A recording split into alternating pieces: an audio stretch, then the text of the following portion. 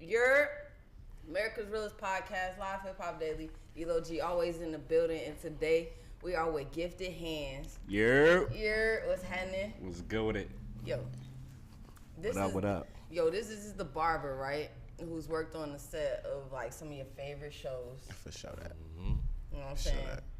Like first BMF, big BMF. You see it. Talk to us tonight. Season 3 on the way. You know what I mean? That's gonna be fire. You know, everybody waiting for that. Crazy. Shit. It's gonna be big. Both seasons was crazy. Yeah, you know what I'm for saying? sure. So let's back up. You know what I'm saying? Barber. Like, so like, how do you get? All right, no. Let's talk about the shows. So just run through like what shows have you worked on? What sets, movies? Because I know it's Well, that's a lot, man. Sisters, one of the first. Boomerang, Being Mary Jane, Black Panther. Of course, BMF. A lot of Lovecraft, Country Club. Bass Reeves, which is the #1 show right now for Paramount. Y'all stream that.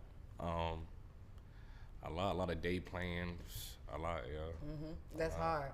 All right, so now I want to ask the question, how do you get to that as a barber? Because you know what I'm saying, I mean, people barber shops and personal appointments. What made you I think it's good energy. You know what I mean? I think it's good energy and build relationships with people, you know what I mean? Because you never know what person could put you in the next situation. Because I never knew that was there. I never knew how that exists. I never knew how that worked. You know what I mean? But there's connections for the most part. Yeah. So you just met somebody and it put you in. Actually, my cousin, she's actually in the industry too. Shout out to Joaquina. She's dope. She's super cool. She's been doing it for years, and that was my way in the door. That was my first way in the door. One day she called me like, "Yo, cuz, you ready?" And I was like, yeah. She had me come in a couple of days, and the rest was history. It was a whole new world. Yeah. And what was your first set? It was this. I want to say it was Ambition. My first main set was Being Mary Jane.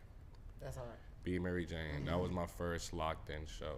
You know, Gabby Union. That's dope. Yes. Shout out to Gabby, which is my cousin's her personal. You know what I mean? Okay, so that's what got me in the door. I came in a couple of days. And on the last season finale, they called me in, and from there, it's just all connections. You meet people here. They call you for this show, to that show, to this show. Yeah, so it's pretty dope. So it's pretty much have a good energy, you know what I mean? Well, so, is more than lining niggas up. Definitely. Definitely. So, what all do you do? Because I seen you, put pieces in. And, we just do whatever the writers have in the script, how they want them to look, whatever character they're going for. That's how we have to make them look. It could be a period piece if he has to look rough. If he has to look rough. We gotta make him look rough, make it do what it do. He can't come in here with no waves and no tint fade. They didn't have that in the 70s. They wasn't doing that. Yeah, right. You know what I mean? So it just depends where the script is about and stuff like that. So that's fire. That's fire. Yeah, but it could be a lot from anywhere from taking the hair off one day, and that same person the next day we got to put the hair back on. You know what I mean? Because it's not like they shoot in order. They would shoot that episode, but they would jump around the scenes. You know what I mean? So one day it could be, okay, we're gonna start the end of this on the first day. We're gonna start the end of this episode on the first day. We're gonna shoot the scene 26, 28 on the first day we come to shoot. You know what I mean? Right. Yeah. And at that time he has an afro, but he's gonna really have a low. So this is how it goes. Do they try to shoot the scenes convenient to the? That's all on the director, however they feel, but it's usually it goes about location and the time and location where we could be at certain times and stuff like that. You know what I mean? Weather, all that comes in about. You know what I mean? So, yeah. You don't think about that. Yeah. You know what I mean? They look at the weather, all ahead. Might rain this day, so we ain't gonna shoot this outside scene that day. So we gotta shoot. You know what I mean? So. And it's whatever they do, that's what they do. We just gotta come up with the create. Okay, it's raining. Oh man, so we gotta make it happen. You know. Yeah, and that's where you get creative. Right. And I ain't lining nobody up. I'm gluing them on, putting the hair on, stuff like that. Just faking the camera. You know what I mean? It's like movie magic. Yeah, and I like that you described it as being creative because creativity lives in so many different lanes. Yeah, for sure. That's in everything. You know what I mean? That's whatever you do. You gotta be creative in something. You know what I mean? You gotta create your time. You gotta be creative, like how you set your schedule. Like, you know what I mean? Yeah. For sure. So how long has it been since you done been on set? Because we know it's been a little writer's block. You know what I'm saying? Yeah. So how has this time been with not working? It's different. You know, it was different. It was almost like a pandemic a little bit. You know what I mean? It kind of set back a lot. We didn't know when it was gonna end. It was actually the longest strike they ever had. So, and I mean, the first one was like 100 days. That's the longest one was before this one. And you see how this one started back in what, May the 28th or something like that. Right. Yeah, so it was the longest stretch. But it was different. But it got us to get back into our creative way and making other things happen. You know what I mean? Because at the end of the day, like shit could shut down. You know? Right. As long as you stay up, as long as you don't shut down and keep going, Yeah. you'll get through. Yeah, I knew that they was going, you know, Eventually get through. Cause I mean, what was y'all gonna do? It was getting crazy. It's getting crazy. I was you know, watching Ghosts on CBS. Bro, they try to bring the UK version and all type of shit, and the way they ended it off, like I'm like waiting for the next season to find out what happened. You know what I'm saying? And I was blocking stuff and trying to, you know what I'm saying? I was just like, it's real. now it's coming back. Right. So I'm thankful, you know what I'm saying? Yeah, that I get to watch Ghosts. You know, everything's back and rolling. Yeah, so everybody shout out to that. now. For sure. So you got any like updates on what's about to happen with you, like where you about to go, or anybody called you and told you? Oh yeah. I got something in the works. You know, I can't really speak on that behalf, but there's some things coming out. You know, I can't talk on it until they release and let y'all know. You know. Okay. That's exciting though. Yeah. You know what I'm saying? To know that shit's back in motion. Yeah, for sure. So that's dope. That's super dope. So what? Just to give us like a name of a few celebrities, like of who you done cut. You know what I'm saying? Morris, Michael Ealy. I work. Everybody don't get cuts too, so some people might get wig work. You know, I work with 2 Chainz, Neo, Joey Badass, DC Young Fly, Margaret Avey, Richard Roundtree, of course Gab, Meech. A lot, man. A lot. Yeah. Shout out to them Yeah, all. that's a good list right there. Yeah. That's a good list right. That's a solid list. Yeah. You know what I'm saying? And I know you forgot a lot of people. I'm trying to go even way back. You Yeah. know, Lena, of course, Lena Rafe, a lot. Yeah. Word. Pretty Yeah, dope. that's dope. Shout out to Celebrity Barber. Yep. Well, he said the other day, you can cut hair, but he cut. Yeah. Word. Facts. You know what I'm saying? You know, it's a difference. It's levels to shit. You know what I'm saying? Definitely. Yeah, for sure. Everybody do something, but you know, this nigga, he do it for real. You know what I'm saying? Like, man. Not to say you won't do that shit. You know. For sure. Nah, man, just stay down. Stay with all the barbers out there. Shout out to y'all, for real. Just stay down, locked in, and just be professional about what you do. You know what I mean? You know, they watching. When they sitting down and looking at you, they watching. That's why they ain't sitting in your chair. Nah, so okay, it wasn't like.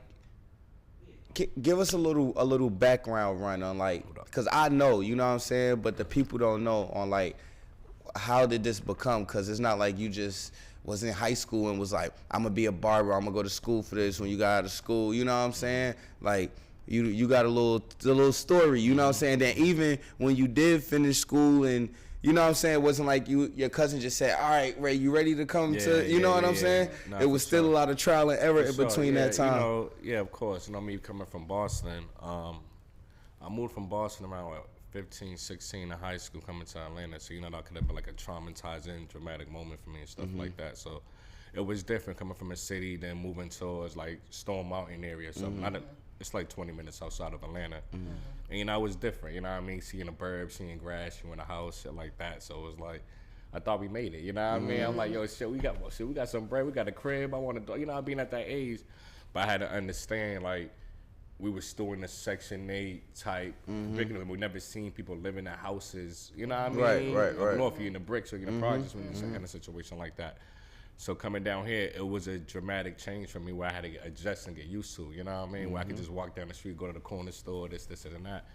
So I had to find my way. Like I didn't know, like down here the South was big on like when I was from I wasn't people wasn't talking about college and stuff like that. I wasn't hip on that until I got here. You know what I mean? What school you going to here?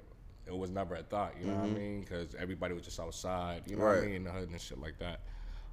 So grateful for my mother for moving me out of that situation. But at that time, I didn't understand. You know, I was still young, being dumb, being outside, and came across a lot of situations with the law and stuff like that. And that's how I became a barber. That's how I became a barber. I had got in trouble. I went back to Boston and got in trouble. And I was talking to the judge, and I was trying to move back to Boston. And right when I got there, wrong place at the wrong time happened. And I told the judge, I don't even live here. I live in Atlanta. How bad I wanted to get out of Atlanta. I was up there like, I don't even live here. I live in Atlanta. Da, da, da, da. I'm in school. I wasn't in school. They were like, what school you go to? I was like, the first thing I thought was, I said it was barber school. And only because of that, because a week or two before that, I brought my own clippers and I cut myself. I cut my boy. And this went from there. And I was like, barber school. Everything went good. I had to go back and forth from Boston to Atlanta. So as soon as I went back to Boston to Atlanta with my mom's, I signed up for barber school. So during my whole thing of barber school, that whole year and a half, it took me a year and a half. I could have done it in a year, but I was going back and forth handling that case. And God forbid, that case got square. Everything was good, and the rest was history. I got locked in from there. You know what I mean? It was a word awakening. Like, changed my life around from there. You know what I mean? Word. And that's all it took. That's the power of the tongue. That's all it took. I was like, nah, I ain't doing that. So I just switched around from there, and then it kind of humbled me out a little bit. No, facts. I remember. Yeah. I remember that he said. Yeah. He was playing on my head before, you know what I'm saying, barber school. You know what I'm saying, pushing my hairline back and stuff. So I'm glad that he went. Definitely that. You know? But I definitely remember him hitting me like, bro, I'm just gonna go to barber school, bro. I'm like, shit, why not? You know what I'm saying? It's right up there, you know what I'm saying? It was right down the street from my house, from where we used to stay at and shit, you feel me? Definitely me and the kid used to go up there, get our little $8 haircuts and shit. It might have been $2 haircuts for real. Yeah. It was $2. $2 haircuts. It was $2. Yeah. Yep. We get tips. You pay the school $2, but you sign a waiver. And that waiver is like, if we fuck you up, right, you're fucked up. You know what I mean? So that's how that shit went. And yeah, that's where a lot of the practice came from. Is of course being in the shop and picking up shit from other barbers and stuff like that. You know what I mean? So You still be seeing like other barbers that you started with and stuff like that? Oh yeah. I still remember I go through, I get products. I be dropping products out to the shop, go see the guys, stuff like that. Yeah. Real big barbershop. Yeah, it's like a good, vibes. you know what I mean? We try to keep that tight circle as a family. So a lot of barbers know a lot of other barbers and stuff like that. So barbers don't gotta go like back to school, right? Yeah, we do got. do? Well, we continue our education. You know what I mean? We take like a little quick course tests and stuff like that to make sure we still Every few years, something like that. every other year. Oh damn, that's a lot. Yeah, Not a lot, but that's updated. It That's makes sure you're updated. updated. Yeah. You know what I mean? Because you're dealing with razors, you're dealing with people could break out and stuff. Like Diseases and lawsuits. shit update too. Hell yeah. Hell yeah. Sanitation's fucking crazy. Nah, that's hard. That's hard, man. You got any like ideas or like you want to shop? Yeah, I had a shop. Yeah. I did the shop thing. I wouldn't mind having another one. I'm thinking about branching out. I really want to bring more into the movie industry. Like, I'm thinking about to go that wave now. You know what I mean? I did the shop thing. I like that. You know what I mean? Yeah. That's dope. Yeah, I think I'm about to branch out and just find other ways right now. Try to, even if it's to get a warehouse, since we in Atlanta right now, you know. So if you was to get a building and start renting this stuff out, you know what I mean, investing into some properties, because they was gonna scoop it up. You know, they come rent it out. It's like Black Hollywood now. Like, all the actors live here, and if they don't, they got a house here. Nah, for sure. For sure. They all here. For sure. You know what I mean? Why not get a house down here compared to everywhere else? For sure. That, you could just go back to Atlanta. Compared to all the other big cities, Facts. New York, Facts. Miami, LA. So I seen something, and it said LA, the houses in LA is going down. The real estate is going down in LA. And they said the cheapest house was 1 million and something like that. You see that shit? It could be a smaller house. It was and the real estate is going down in LA. What's going on? 1 million. Dude. Oh hell no. Right. Shit, you know what I'm saying? Probably like 1.6 for that little 1-2 bedroom. You feel me? Yeah. Shit trash. So yeah, Atlanta definitely beats that by a long shot. Atlanta's expensive ass. Atlanta's getting expensive from where it used to be. Like if you was in the old Atlanta, you definitely see it. You said what? Atlanta's getting expensive. Oh yeah, nah, for sure. That's what I just said. Everybody else, but if you was here to see it before, you know what I mean? Yeah, now it's expensive. Yeah, for sure, sure. We don't need no extra people, so y'all should just go to LA and get that, get that house. Yeah. Buy low, sell high. Word. Man, we appreciate you for coming on to the show, man. Stopping through, you know what I'm saying? It's been a long time coming. You feel me? For sure. Yeah, I just met y'all yesterday. It's been like 24 hours and stuff. So definitely, we been waiting for this moment. Nah, son. Still got his hood on because you messed him up a little in the back. Nah, I just got a fresh haircut. You know what I'm saying? My boy always keeps me in the game when he can because he do be busy. So I try to respect his time. You know what I'm saying? But, you know, shit, the nigga been cutting my hair for 14 years. You know what I'm saying? No, that's my brother. And that's how relationships be with like barbers and, you know, their clients, right? Yeah. Like, you have like a lot of like 10 even though our relationship was before the barber, but like for sure, a lot of you build relationships because you know it's like almost your therapist. You know what I mean? Even if you don't got to deal with, you could be tired, but they gotta come out but you still gotta keep. That's what that energy you gotta keep up. You know what I mean? Cause he know all his customers' business, all his clients. You know what I mean? It's you gotta be that kind of people person to a certain extent. Like you know, he don't be telling me though. He don't be telling me. So you can talk your shit, it's a vibe. You know what I mean? Of course you be respectful with the ladies and the kids coming, but as soon as they got the door. It's the shit you can't talk about when you go home. You know what I mean? So that's a good vibe. That's cool. So wait, we were talking about like things that like clients do that you don't like. You know what I'm saying? When you cut their hair. So like, give us a few. You know what I'm saying? Like, what do niggas when niggas come sit in your chair? Don't do this. Don't stare in my eyes when I'm lining you up. When I'm on my sides, when I'm in your bed, don't look at my eyes. Close your eyes, look away, do something. I don't care what you do. Just don't look in your. Did you get me, Mr. Barber? Yeah, don't stare in my eyes. Bad uncomfortable. I just start combing you down for nothing. Like shut your eyes. Like I'm doing like combing your bed. Let me close your eyes. Like. That's funny as hell. You know what I mean? Nah, fact. Okay. That's one of the biggest. That's one of the biggest. You know, and ones that talk too much, like they'll keep looking back in the mirror. You know, that's another thing. You know, what I mean? Even though my clients I've been cutting for like 5-10 years, knowing they're gonna come out fine, they still.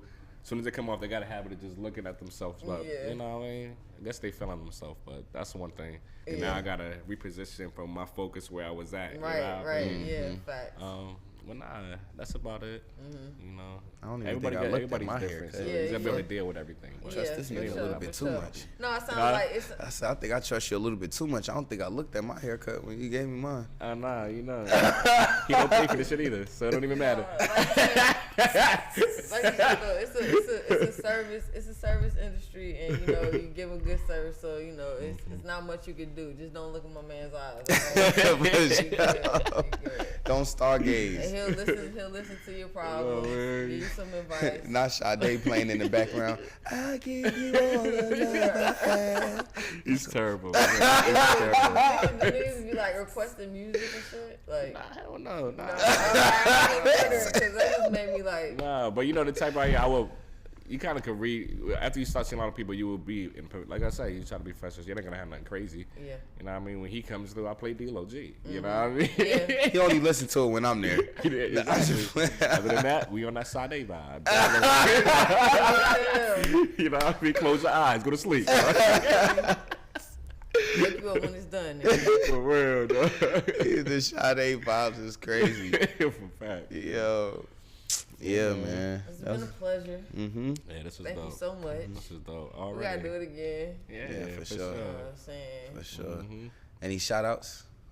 Shout out to my kids, yo. Yeah. Shout out to my kids, yo. You know, it's the holiday season, so I'm about to bring it in with them like I do every other day, but These are the best moments, you know, just excitement. Shout out to everybody and their families. Happy holidays. Like, For sure. That's love. That's love.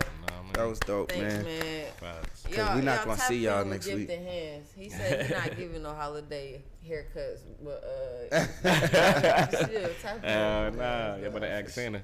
Yeah. For sure. Facts.